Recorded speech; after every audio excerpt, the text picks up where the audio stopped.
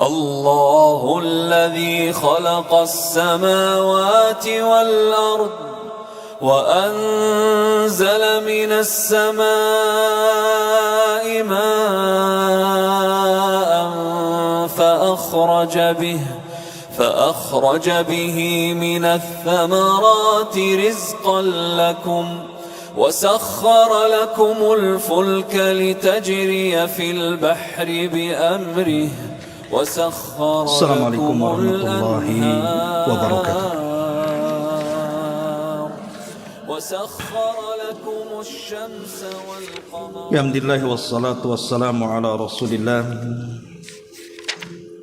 wa ala alihi wa sahbihi wa mawalah wa la hawla wa la quwata illa billahi wa ba'du. Alhamdulillah, segala puja dan puji hanya milik Allah subhanahu wa ta'ala. Salawat dan juga iringan salam kita hadiahkan kepada Rasul kita Nabi besar Muhammad sallallahu alaihi wa ala alihi wasallam.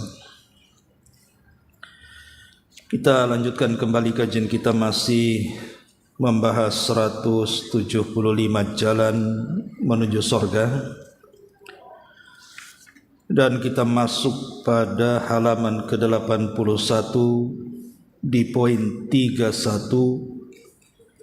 sebab-sebab turunnya ampunan Allah subhanahu wa ta'ala.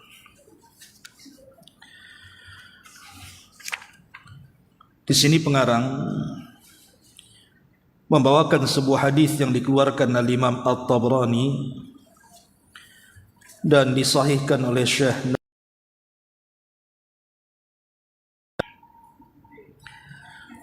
Nabi sallallahu alaihi wasallam bersabda, "Inna min mujibatil maghfirati badlus salami wa husnul kalami." Inna min mujibatil maghfirati badlu as-salami wa husnul kalami. Sesungguhnya di antara penyebab-penyebab besar tentang turunnya ampunan adalah menyebarkan salam dan juga berbicara dengan bicara yang santun.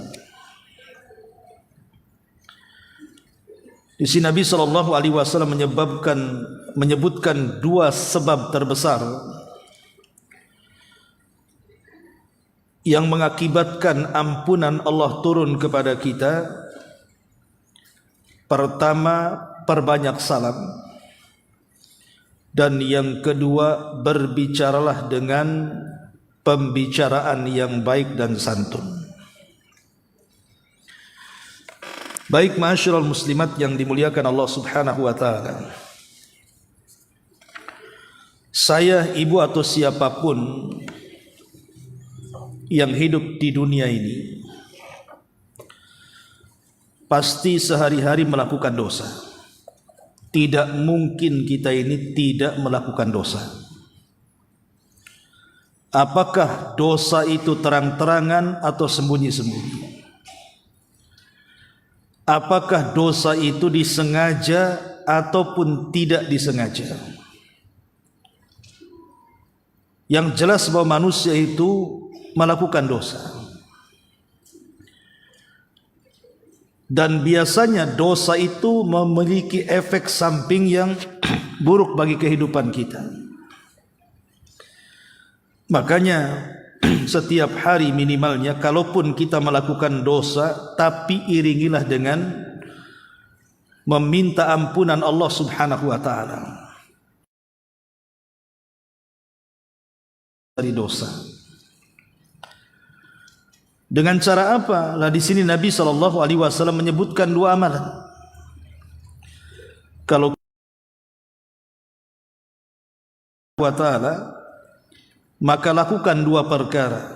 Pertama, badlus salami, dan yang kedua, husnul kalami.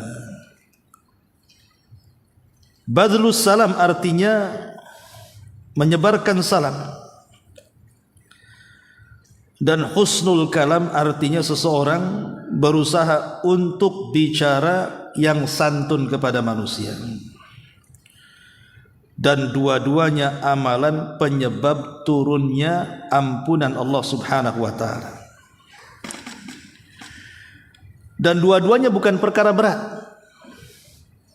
Bukan ibu harus nabung kemudian pergi ke tanah haram seperti haji dan umrah, itu terlalu berat.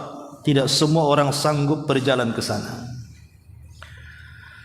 Ataupun menunggu waktu seperti sholat 5 waktu, harus nunggu zuhur jam sekian, asar sekian, maghrib sekian, isya subuh jam sekian.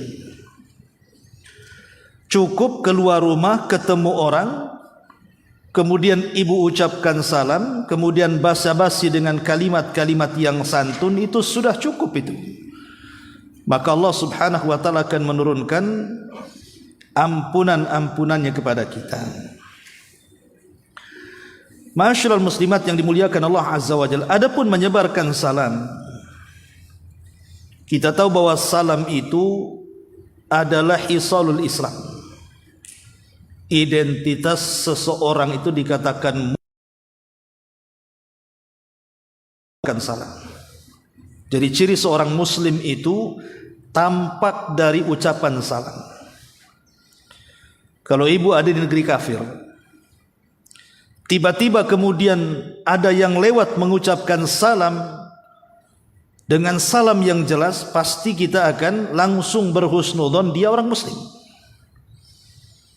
walaupun dia tidak menggunakan atribut muslim.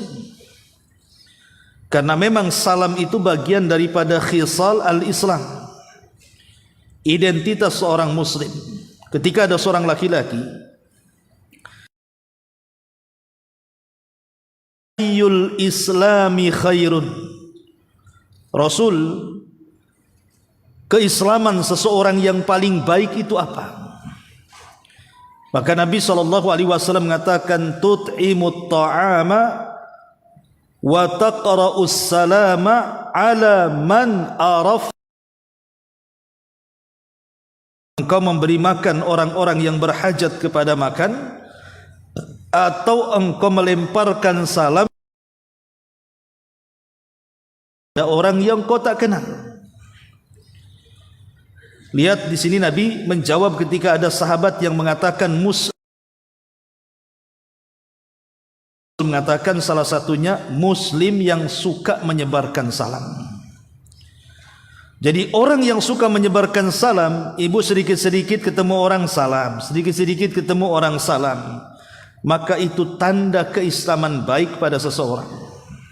Maka sebarkan salam sebanyak-banyaknya. Yang kedua, salam ini adalah penyebab mudahnya manusia masuk ke dalam sorga. Di antara sebab-sebab orang masuk ke dalam sorga itu karena suka menyebarkan salam.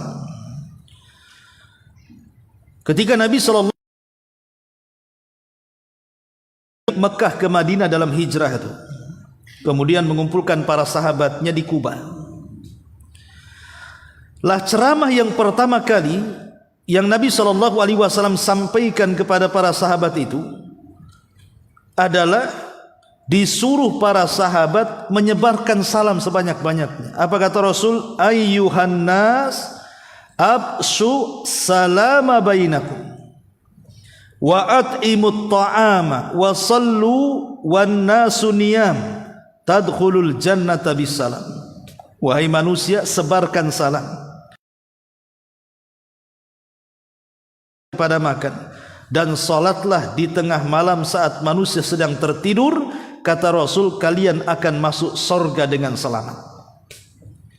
Lihat Nabi SAW mengatakan di ujung hadis, tadkhulul jannata bisalam, engkau akan masuk surga dengan selamat. Untuk siapa?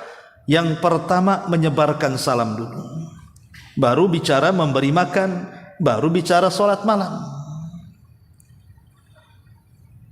Kenapa demikian? Karena ucapan salam itu adalah ucapan yang bisa merekatkan seorang muslim dengan muslim yang lainnya.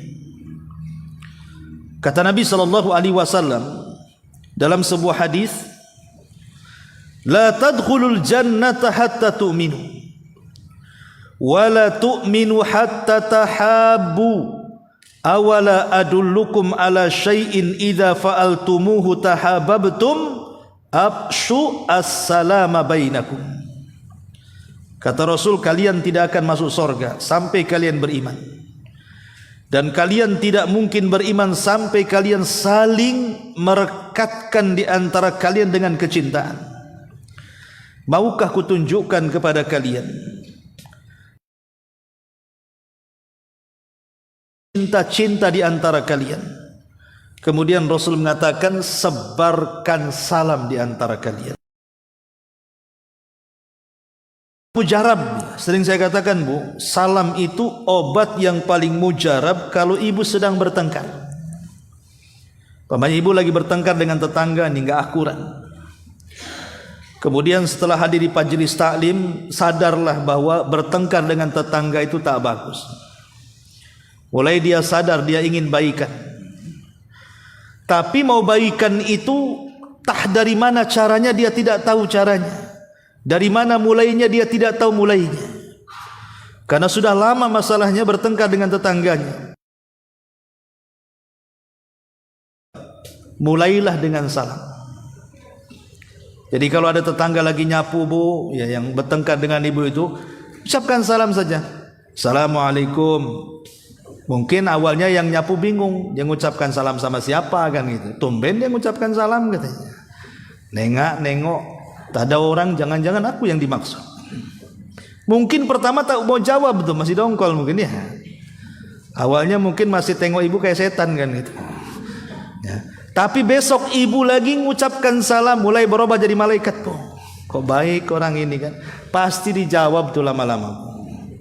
Kecuali kalau tetangganya non muslim ya tak mungkin ya, lain lagi caranya. Tapi kalau tetangga kita muslim, itu paling mudah itu dengan mengucapkan salam. Assalamualaikum, assalamualaikum, terus saja lama-lama dijawab. Ya. Jadi memang itulah keajaiban salam di sini. Bisa menjadikan orang itu yang tadinya musuhan jadi kawan. Ma'asyiral muslimat yang dimuliakan Allah Subhanahu wa taala. Dan bukan hanya itu, dalam hadis ini mengatakan kalau kita terus mengucapkan salam, itu pula yang menjadikan sebab kita mendapatkan ampunan Allah Subhanahu wa taala. Kemudian yang keempat, bahwa orang yang mengucapkan salam itu dia mendapatkan fursatun likasbil hasanati. Dia punya satu kondisi untuk mengumpulkan banyak kebaikan. Dalam sebuah hadis, ada seorang laki-laki datang kepada Rasul. Kemudian laki-laki ini mengucapkan Assalamualaikum. Maka Nabi SAW mengatakan orang ini mendapatkan 10 kebaikan. Karena ucapan dia Assalamualaikum itu dia sudah mendapatkan 10 kebaikan. Kemudian datang lagi yang lainnya mengucapkan salam, cuman agak panjang, Assalamualaikum warahmatullah. Maka kata Rasul, kalau yang itu 20 kebaikan tuh. Tiba-tiba datang lagi yang lainnya, lengkap pula dia salamnya, Assalamualaikum warahmatullahi wabarakatuh. Kata Rasul, itu agak banyak tuh, 30 dia dapat katanya. Ya, ibu tinggal milih mau dapat 10, Assalamualaikum saja. Mau dapat 20 tambah Assalamualaikum warahmatullahi. Mau dapat 30, sempurnakan Assalamualaikum warahmatullahi wabarakatuh. Ya. Jadi salam itu sendiri bukan hanya akan mendapatkan ampunan dari Allah Subhanahu wa taala, tapi setiap pengucapannya itu dapat pahala. Lebih daripada itu Bu, kalau ibu mengucapkan salam ini ketika masuk ke dalam rumah, walaupun di rumah itu tidak ada siapapun, anggaplah mungkin suami lagi kerja, anak-anak lagi sekolah, ibu pulang dari pengajian, paling ini belum pada datang anak-anak, suami belum pulang juga sore, nggak ada orang, ya. Tapi ibu tetap mengucapkan salam, walaupun kunci ibu yang pegang gitu ya. Buka pintu bismillah, kemudian Nabi mengatakan assalamualaikum. Ustaz kan nggak ada yang jawab, ada yang jawab, malaikat tuh yang jawab. Ya, malaikat yang jawab. Lah kalau kita senantiasa masuk rumah membaca basmalah dan mengucapkan salam, maka rumah itu dipastikan penuh dengan berkah. Karena Nabi SAW pernah mengatakan kepada Anas ibn Malik radhiyallahu an, ya Anas, idza dakhalta ala ahlika fasallim. Wahai Anas, kalau kau masuk rumah, ucapkan salam. Ya. Kemudian Rasul memberikan alasannya, yakun barakatan alaika wa ala ahli baitika. Karena ucapan salamu akan membawa berkah untukmu dan juga untuk seluruh keluargamu. Jadi kita yang mengucapkan dapat berkah dan keluarga yang mendengarkan juga dapat berkah. Jadi salam itu hakikatnya membawa berkah dalam kehidupan. Dan banyak lagi, dan ini sudah saya jelaskan ya, tentang keutamaan salam itu. Yang jelas bahwa dari sekian banyak keistimewaan salam yang dicantumkan dalam hadis ini, salah satunya adalah mendatangkan ampunan.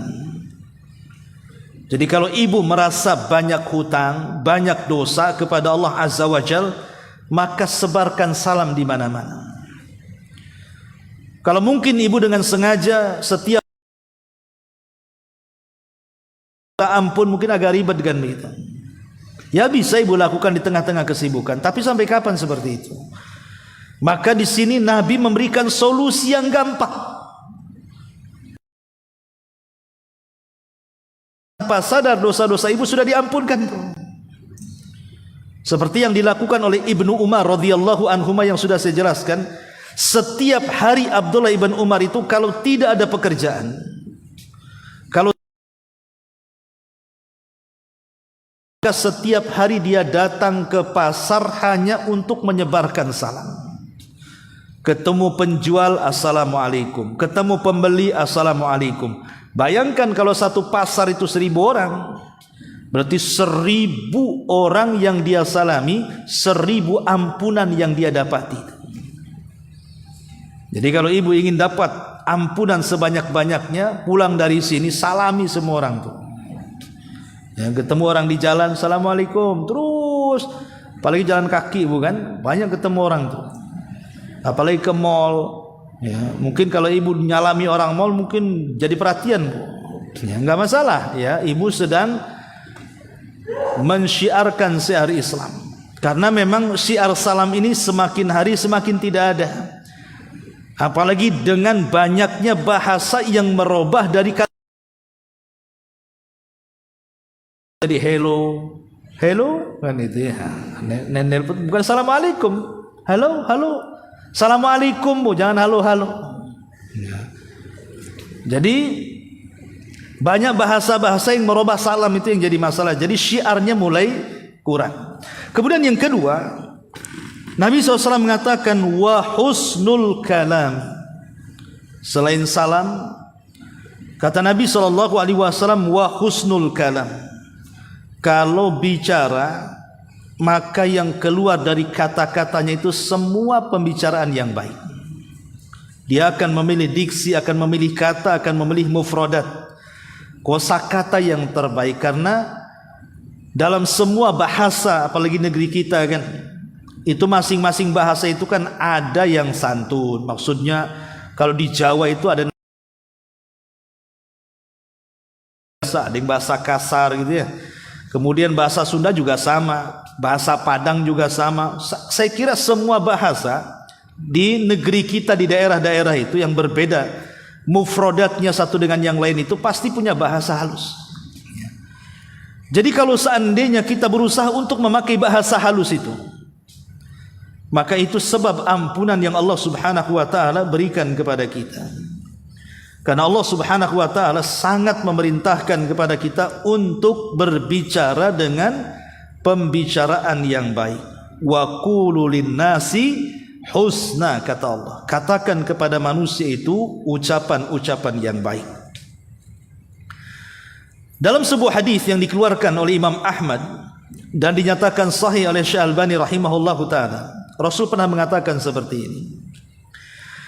Inna fil jannati ghurafun yura zahiruha min batiniha wa batinuha min zahiriha.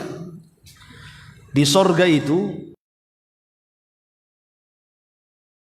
berkaca. Jadi ada satu kamar yang sangat indah yang terbuat dari kaca sorga, di mana orang yang di dalam mampu melihat keluar, orang yang di luar mampu melihat ke dalam, saking beningnya kaca itu.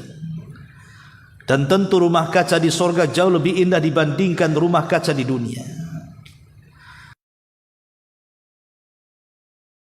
Al-Asy'ari radhiyallahu an ketika mendengar bahwa di sorga itu ada rumah kaca yang sangat indah sekali, dia coba menanyakan kepada Nabi SAW, "Ya Rasulullah, wahai Rasul, liman, untuk siapa rumah indah itu?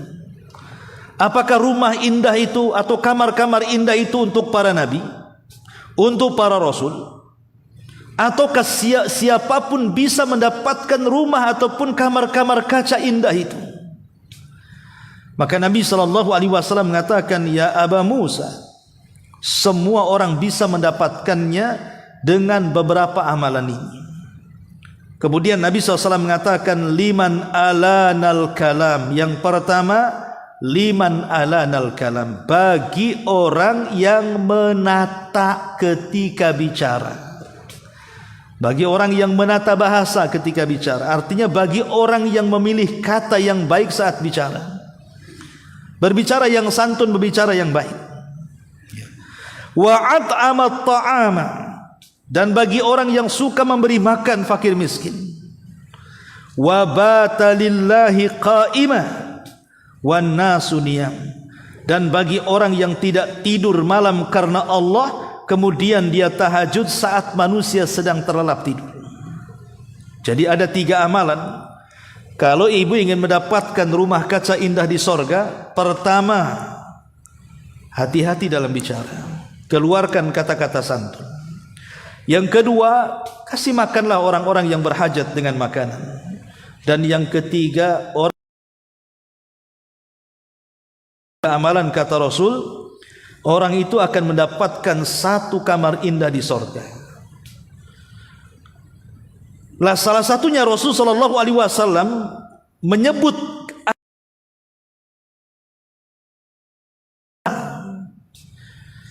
kenapa Bu? Nabi sallallahu alaihi wasallam meletakkan di sini orang yang bicaranya santun diletakkan di urut pertama, baru kemudian amalan-amalan yang lainnya. Karena amalan-amalan kebaikan yang lainnya, apakah itu dalam bentuk solat, apakah dalam bentuk puasa, ataukah dalam bentuk sedekah, itu ditentukan dengan ucapan lisan. Jadi kalau ibu mengucapkan kalimat-kalimat baik, kalimat-kalimat santun, maka amalan-amalan sunnah yang lainnya itu akan dianggap oleh Allah. Tapi kalau ucapan kita ini tidak santun, menyakiti orang, maka tidak ada gunanya solat malamnya itu. Tidak ada gunanya puasa sunnahnya, tidak ada gunanya sedekahnya. Karena ada seorang laki-laki datang menemui Rasul bertanya, "Rasul, ada seorang wanita." Lihat bagaimana Rasul ditanya oleh seorang sahabat, dan yang dicontohkan wanita, bukan laki-laki. Ya, rupanya memang sumpah serapah, doa-doa laknat, ucapan-ucapan kasar itu lebih banyak diucapkan kaum wanita dibandingkan laki-laki. Makanya kemudian sahabat ini mencontohkan perempuan. Ada seorang wanita, wahai Rasul, itu kalau malam sholat malam, kalau siang puasa sunnah, kalau punya harta disedekahkan. Tapi satu penyakitnya, dia suka menyakiti tetangganya. Kata Rasul, kebaikannya tidak bernilai dan wanita itu dipastikan masuk neraka. Nah, inilah pentingnya kemudian seseorang itu kalau bicara, maka jaga kata-katanya. Kalau kita bisa mengungkapkan satu kata-kata yang santun dan membuat orang senang dan hati lapang, maka tanpa sadar ampunan akan turun kepada kita. Karena di antara sebab yang kedua turunnya ampunan adalah wa husnul kalam, baik dalam ucapan. Maka dari sekarang Yang suka latah-latah itu Bu ya, ganti latah-latah itu dengan zikir-zikir. Kan ada orang yang kaget latah itu kadang-kadang nyebut macam-macam kan Bu ya. Ya. Kalau di iklan itu biasanya nyebut jangkrik biasanya. Aduh kaget jangkrik kan itu ya.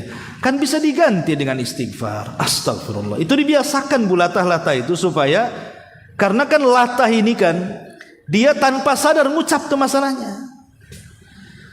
Lah justru kata Nabi SAW, ada seorang hamba yang mengucapkan satu kalimat tanpa sadar. Ya mungkin salah satu contohnya latah itu kan. Kata Nabi SAW, innal abda la yatakallamu bil kalimati la yulki laha balan. Ada seorang hamba mengucapkan satu kalimat tanpa sadar dia. Orang-orang yang kaget-kaget itu kan tanpa sadar dia mengucapkan itu. Tapi sayang terkadang ucapan yang dikeluarkannya itu min sakatillah, ada kemurkaan Allah di situ. Apa kata Nabi lanjutan hadisnya? Yahwi sahibuha fi nari jahannam ab'ad ma bainal masyriqi wal maghrib. Maka cukup bagi dia dimasukkan ke dalam jahannam yang jarak jahannam itu lebih jauh dibandingkan timur dan barat, kata Nabi. Coba bayangkan satu kalimat diucapkan tanpa sadar, itu sudah memasukkan orang ke neraka. Lah orang latah kan tidak sadar kan? Entah dia nyebut satu binatang, entah dia menyebutkan bahasa kotor, entah dia menyebutkan bahasa laknat gitu ya. Makanya dari sekarang biasakan kalau kaget istighfar, kalau kaget zikir. Karena tanpa sadar diucapkan, kalau dibalik kalimat itu membuat Allah murka saja, bisa memasukkan orang ke neraka. Makanya di sini pentingnya wa husnul kalam. Ya. Ma'asyiral muslimat yang dimuliakan Allah Subhanahu wa taala. Tapi apakah amalan-amalan yang menyebabkan ampunan Allah Subhanahu wa taala itu hanya ada di dua amalan ini? Tidak, banyak sekali. Kita akan sebutkan secara singkatnya. Ini kan yang pertama ucapkan salam, kemudian yang kedua pembicaraan yang baik. Baik, kita urunut saja. Ya. Yang pertama al-istighfar. Yang menyebabkan turunnya ampunan Allah adalah istighfar. Astaghfirullahaladzim, astaghfirullahaladzim. Itu kalau kita suka menyebutkan kalimat itu, maka itu lafaz terbesar Allah akan turunkan ampunannya kepada kita. Dan istighfar itu atau kalimat maghfirah dalam hadis ini maksudnya adalah kalau ibu banyak mengucapkan salam, kemudian mengucapkan kata-kata indah dan memperbanyak istighfar tadi, maka ibu dapat dua keutamaan dari kalimat maghfirah itu. Dari kalimat inna min mujibatil maghfirah. Apa keutamaan pertama? Aib ibu di dunia akan ditutup. Jadi ibu kalau biasa mengucapkan salam, biasa mengucapkan kalimat-kalimat yang santun, biasa istighfar, maka aib ibu akan ditutup. Saya ibu pasti punya aib, Bu. Nah, mungkin tidak punya aib. Ya. Manusia itu pasti punya aib. Dan manusia masih menghormati kita itu karena Allah tutup saja aib kita. Kalau Allah bongkar, mungkin tidak ada manusia yang menghormati manusia yang lainnya. Artinya penutup aib itu perlu kita di dunia supaya kita tenang. Orang yang kebongkar aibnya, lihat tenang hidupnya, enggak. Yang ada malu, merasa malu, apalagi sampai viral gitu kan. Malu di luar biasa, taruh di mana mukanya.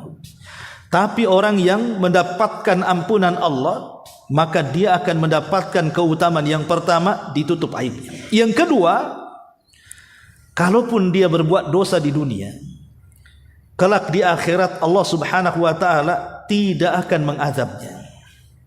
Kalau orang mendapatkan ampunan di dunia, Allah tutup aibnya. Yang kedua, di akhirat Allah tidak akan mengazab akan dosa-dosanya. Luar biasa tuh, ya. Cukup dengan menyebarkan salam atau menata bahasa yang santun. Ya. Kemudian juga perbanyak istighfar. Kemudian juga yang kedua, al-muhafadzatu 'ala shalah. Menjaga salat 5 waktu.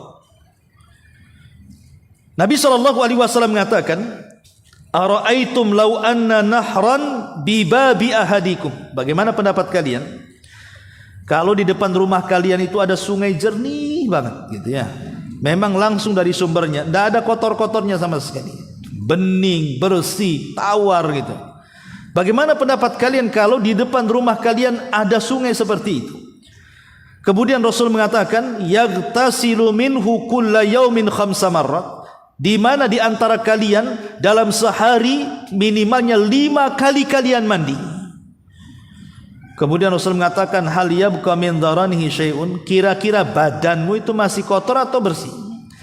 Maka sahabat mengatakan, la yabqa min dharanihi syai'un, itu bersih wahai Rasul. 5 kali mandi apa enggak bersih? Ibu saja saya enggak yakin 5 kali sehari mandi.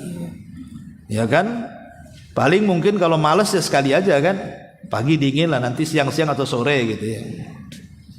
Kalau suami mungkin seminggu sekali, kecuali mandi besar aja dia. Artinya bahwa kalau orang mandi 5 kali sehari apa enggak bersih itu? Lah kata Rasul, begitulah orang yang melaksanakan sholat 5 waktu. Dosa kita akan digempur dengan duhur, asar, maghrib, isya, subuh. Maka sehari-hari dia tidak akan mau dosa itu dengan sholat itu. Karena sholat itu pembawa ampunan. Kemudian yang ketiga, muwafaqatul musalli lil hamdi ma'al malaikati akbar raf'i minar ruku'. Ketika seorang yang salat, dia mengucapkan ketika imamnya sami Allahu liman hamida, maka katakanlah Allahumma rabbana lakal hamd. Jadi ketika ibu menyebutkan rabbana walakal hamd, ucapan rabbana walakal hamd, apabila mencocoki ucapan itu dengan ucapan para malaikat, maka saat bangkit daripada ruku, maka itu penyebab ampunan. Disebutkan dalam hadis, idza qala al-imamu sami Allahu liman hamida, faqulu Allahumma rabbana lakal hamdu, fa innahu man wafaqa qawluhu qaulal malaikati ghufira lahu ma taqaddama min dhanbi. Jadi kalau ibu salat jamaah, kemudian imam mengucapkan sami Allahu liman hamida, apa yang ibu baca? Rabbana walakal hamd. Lah ucapan Rabbana walakal hamd ini kalau mencocoki ucapan dia dengan ucapan para malaikat yang sedang sholat juga, maka dosa-dosanya akan diampuni. Makanya dalam gerakan sholat yang sering saya ulang-ulang bu, yang harus ibu perhatikan itu kan 2. Pertama ketika ruku, dan yang kedua ketika sujud. Itu 2 kondisi tolong. Saat sholat itu jangan dibuat main-main. Karena saat ibu takbiratul ikhram Allahu Akbar begini ya, takbiratul ikhram pertama, dosa ibu oleh Allah diletakkan di 2 tempat. Pertama diletakkan di punggungnya, di pundaknya di sini. Yang kedua diletakkan di kepalanya. Kalau seandainya dia sedang ruku, maka dosa-dosa yang ada di pundak itu akan berjatuhan. Dan kalau ibu sedang sujud, maka dosa-dosa yang di kepala itu berjatuhan. Makanya kenapa Nabi SAW itu ketika dikisahkan oleh Aisyah radhiyallahu anha saat salat tarawih itu, jangan kau tanya indahnya salatnya Nabi. Panjang rukunya sama dengan berdirinya, dan panjang sujudnya sama dengan rukunya. Karena di 2 tempat itulah penentuan digugurkannya dosa orang yang sedang sholat. Kan tujuan sholat itu selain ingin mendapatkan pahala, itu salah satunya kan ingin menggugurkan dosa kita. Dan saat bangkit dari ruku ketika mengucap Rabbana walakal hamd, kalau ucapan itu bertepatan dengan ucapan para malaikat, diampuni dosanya. Nah ini yang ketiga bu. Kemudian yang keempat, az-zikrul al-warid ba'da al-adhan. Jangan lupakan bu, kalau ibu mendengar suara azan, pamannya rumah ibu di samping musola, di samping masjid, atau tidak di samping tapi kedengaranlah azan itu, Maka kalau ibu ada kesibukan cuci sambil apa, tapi jangan di kamar mandi ya. Karena menjawab zikir di kamar mandi kan tak boleh. Maksudnya di luar kamar mandi. Ya. Jadi kalau ibu kemudian mendengar suara adzan, tugas ibu yang pertama apa? Ikutilah suara muadzin. Kata muadzin Allahu Akbar, Allahu Akbar, ibu katakan Allahu Akbar. Muadzin mengatakan Allahu Akbar, Allahu Akbar, ibu katakan Allahu Akbar.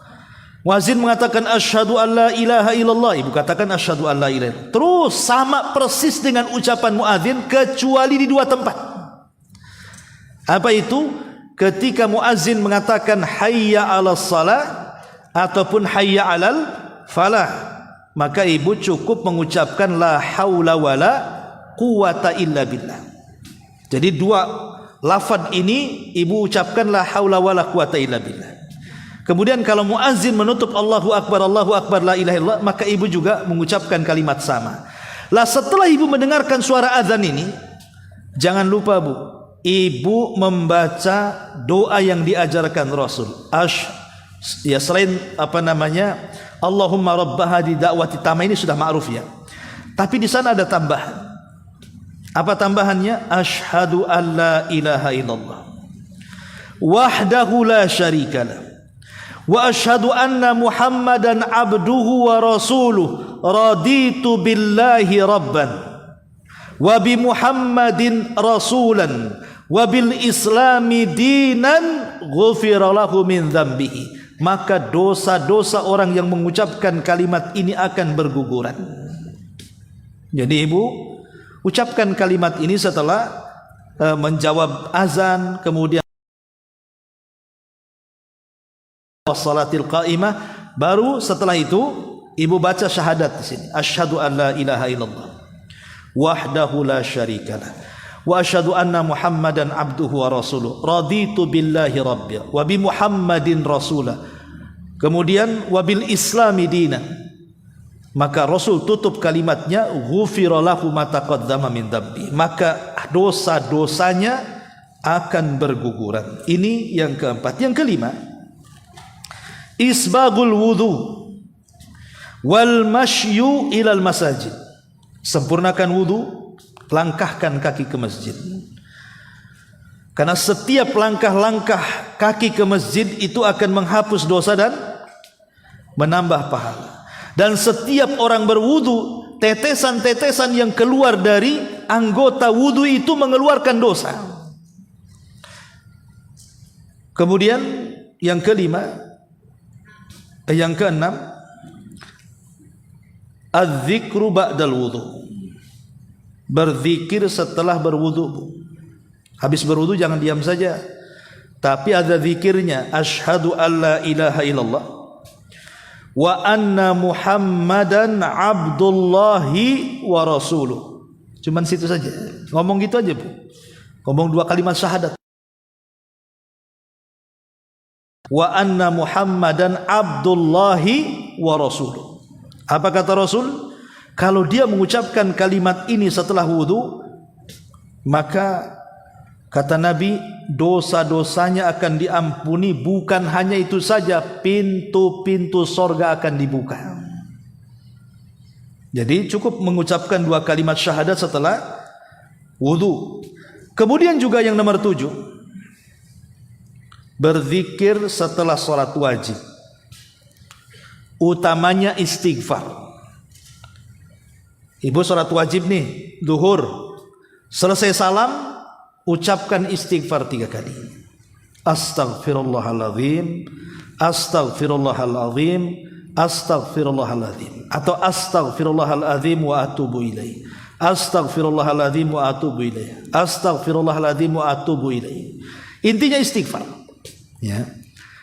Maka istighfar setelah salat itu bisa menggugurkan dosa. Bukan hanya menggugurkan dosa Bu, bisa menyempurnakan solat yang kurang. Karena dalam solat itu kan seseorang terkadang meleng, melamun, menghayal gitu ya, tidak khusyuk, tidak tumaknina. Mesti ada aja orang solat itu. Maka untuk menyempurnakan kekurangan solat itu, sempurnakan dengan 3 istighfar setelahnya.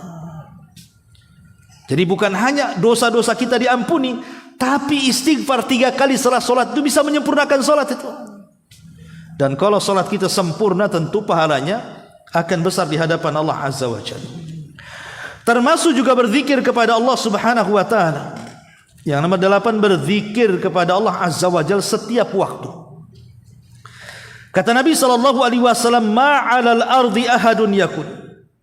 Tidak ada satupun orang di kolong langit ini yang mengatakan la ilaha illallah wallahu akbar wala haula wala quwata illa billahi illa kuffirat anhu khatayahu walau kanat misla zabadil bahri. Jadi kalau ibu mengucapkan kapan saja, pagi, siang, sore, malam, ada kesempatan apapun, ucapkan kalimat tahlil la ilaha illallah, kemudian iringi dengan takbir Allahu akbar, kemudian iringi dengan la haula wala quwata illa billah, itu cukup 1 kali saja dibaca. Kata Nabi SAW, dosa sebanyak buih di lautan bisa dihapuskan. Ya tentu dosa-dosa kecil maksudnya ya. Ya, jadi cukup bertahlil, bertakbir, dan la haula wala quwata illa billah. Kemudian juga di antara sebab-sebab diampuni dosa adalah al khasyatullah fi sirri wal alaniyah. Ibu tanamkan perasaan takut kepada Allah. Tiba-tiba ibu sedang duduk gini kan, menghayal, aduh gimana kalau saya jumpa dengan Allah nanti pada hari kiamat nih. Amalan saya kurang, dosa saya banyak. Duduk saja mikirin itu. Gimana kalau nanti jumpa dengan Allah saya? Gimana nanti saya kalau mati belum banyak amalannya?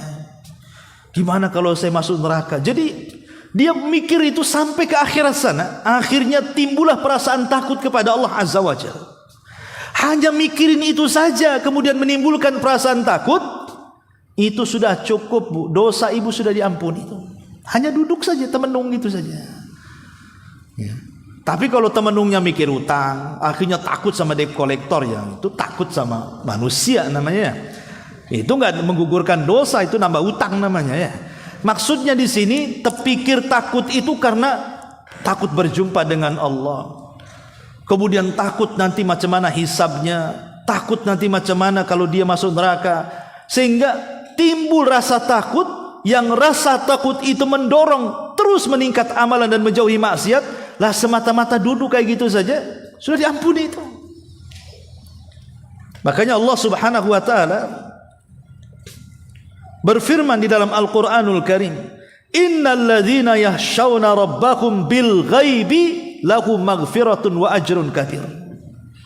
Orang-orang yang mereka takut terhadap Rabb mereka sementara mereka tidak mampu melihat Rabbnya, bagi mereka ampunan dan pahala yang sangat besar.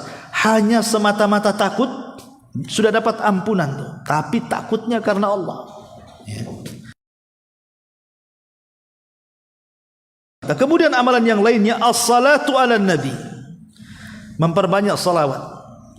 Allahumma salli ala Muhammad, Allahumma salli ala Muhammad.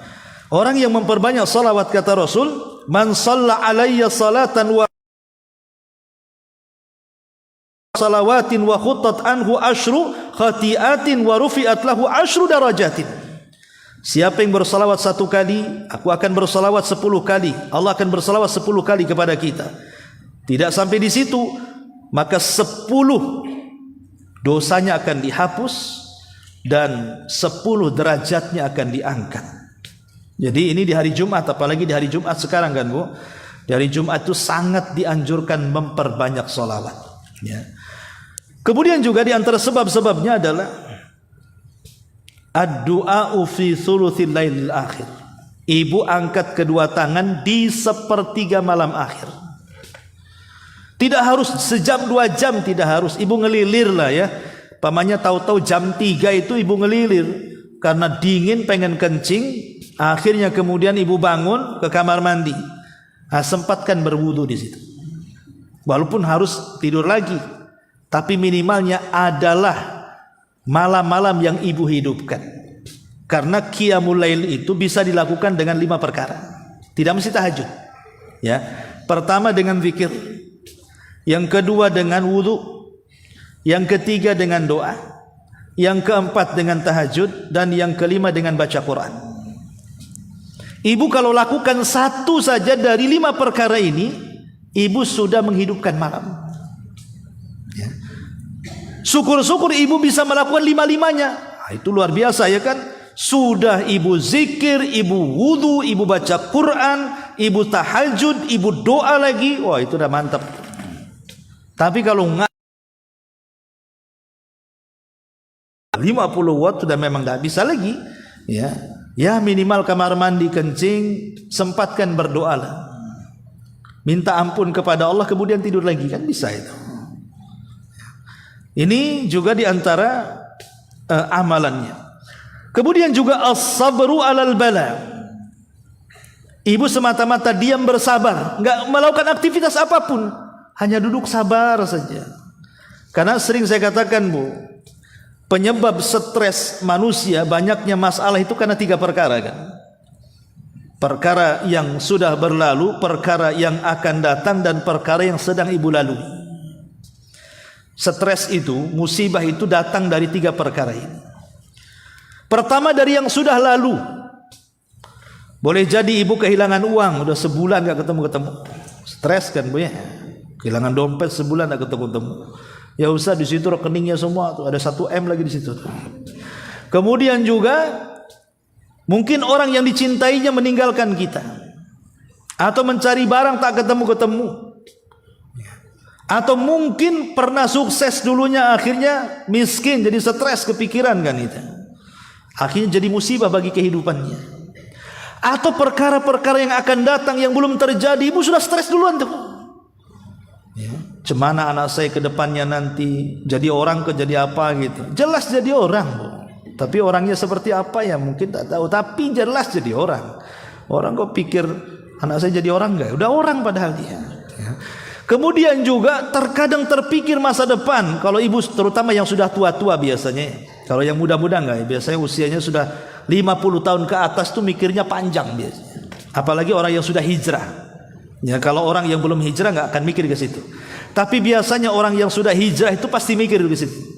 Nanti kalau sudah saya tua, sudah 60-70 tahun sakit, apakah anak saya merawat saya? Apakah anak saya mendoakan saya? Apakah anak saya itu kalau saya mati mendoakan baik kepada saya? Pasti akan terpikir tuh ke situ tuh. Sehingga dia akhirnya stres tuh mikir itu. Dibayang-bayangi dengan anak-anaknya. Ya. Atau mungkin sekarang perkara yang ibu hadapi, ibu menghadapi suami yang kurang ajar, anak-anak yang enggak taat sama orang tua juga yang keras kepala. Pokoknya musibah pikiran itu ada saja. Entah mikir yang lama, entah mikir yang baru, entah mikir yang akan datang. Tapi kalau ibu bisa jalani dengan sabar, hanya duduk, temenung, sabar, dosa kita akan diampuni. Ya, karena sabar itu memang ibarat kepala dalam badan, Bu. Kalau kepala hilang dari badan, maka badan ini akan mati. Maka sabar dalam kehidupan itu gitu. Kalau ibu tidak sabar, gak usah hidup. Ya, karena dia bagikan kepala dalam badan. Kemudian juga al-adhkar fis sabahi wal masa. Zikir di pagi dan petang ini juga bisa. Termasuk hudzur majalisi salihin. Ibu hadir di majelis-majelis ilmu, majelis-majelisnya orang baik. Karena orang yang hadir di majelis taklim itu biasanya orang yang baik atau orang yang ingin baik. Pasti orang-orang hadir di majelis taklim itu untuk itu. Dia ada keinginan baik, akhirnya hadir di majelis ilmu, atau memang dia sudah baik ingin memperbaiki. Maka gabunglah dengan majelis-majelis seperti itu, karena Rasul yang mengatakan majalasa qaumun majlisan yadhkurullaha azza wa jalla fihi fayakumuna hatta yuqalu lahum qumu qad ghafarallahu lakum dzunubakum wa buddilat sayyi'atukum hasanat, kata Rasul. Tidaklah satu kaum bermajlis, dalam majlis itu mengingat Allah karena majlis taklim, ya. Kemudian setelah majlis bubar, ibu sudah keluar dari sini, bubar nih habis ngaji, maka Allah akan utus para malaikat dan mengatakan, pergilah kalian karena dosa-dosa kalian sudah diampuni dan kesalahan kalian sudah dihapus. Hanya semata-mata duduk. Ya. Kemarin sudah jelaskan, walaupun tidak ada niat. Tidak ada niat duduk, Bu. Mungkin terperangkap dia di situ. Mungkin lagi sholat duha, toto banyak umat datang. Ada apa ini? Paksalah duduk dia di situ. Karena dikunci, mungkin dia bisa keluar. Atau mungkin dia cari kawan, rupanya kawannya lagi ngaji suka jadi disusul, terpaksalah duduk. Sambil nengok-nengok mana kawannya. Awas kalau ketemu saya tagih utangnya. Yang jelas dia duduk aja di situ. Dia nggak ada tujuan lain, mungkin mau apa gitu. Tapi dia duduk di situ. Karena itu ditanyakan oleh para sahabat Rasul, ada seseorang yang duduk di situ itu tidak dalam rangka niat bermajelis taklim. Apa kata Rasulullah? Humul kaum la yasqa jalisu. Mereka adalah kaum yang tidak akan celaka teman duduknya dan mereka akan diampuni dosa-dosanya.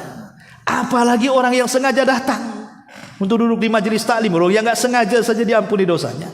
Ya, maka hadirlah ataupun cintailah majelis ilmu.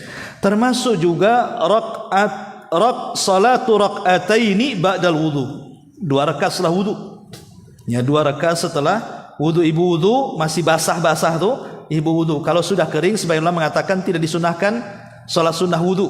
Jadi salat sunnah wudu itu kalau masih basah dengan air wudu, baru ibu salat 2 rakaat, itu disebut salat sunnah wudu. Ada sebagian ulama mensyaratkan harus masih basah. Kalau sudah kering sudah tidak sunnah lagi. Ya. Kemudian juga ar-rahamatu bil hayawan, termasuk juga memberikan kasih sayang kepada binatang.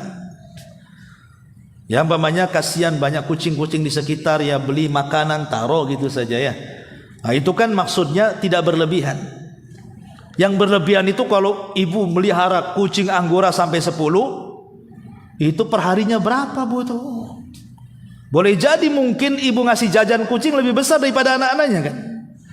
Boleh jadi mungkin ibu bisa masak kangkung hari-hari untuk suaminya, kucingnya itu yang enak-enak, itu kan lebih mahal tuh makanan kucing itu. Ah, itu udah berlebihan. Ya, hobi-hobi tapi jangan berlebihan. Kencing kucing itu najis ya. Maka sebaiknya kalau melihara kucing itu dalam rumah, teras rumah aja, kasih kandang kan itu ya. Ya, sekali-kali mungkin masuk ke rumah nggak apa-apa, tapi kalau umpamanya di dalam rumah nanti masuk ke kamar sholat, duduk di situ habis kencing lagi. Nah, ini kan berlebihan kalau melihara binatang. Ya sayang tapi terkadang lebih sayang sama kucing daripada suaminya. Itu kucing ibu bisa dielus-elus kepalanya. 1 tahun tidak pernah ngelus kepala suami coba. Kok bisa, Bu ya? Kan itu berlebihan ibu.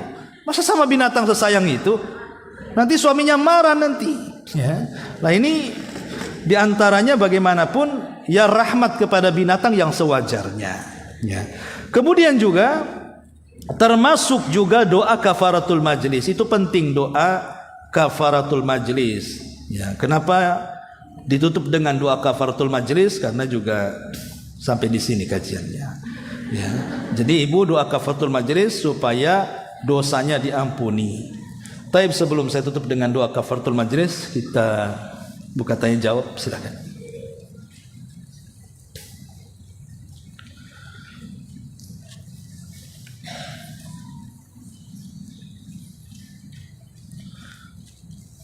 Baik, kalau tidak ada.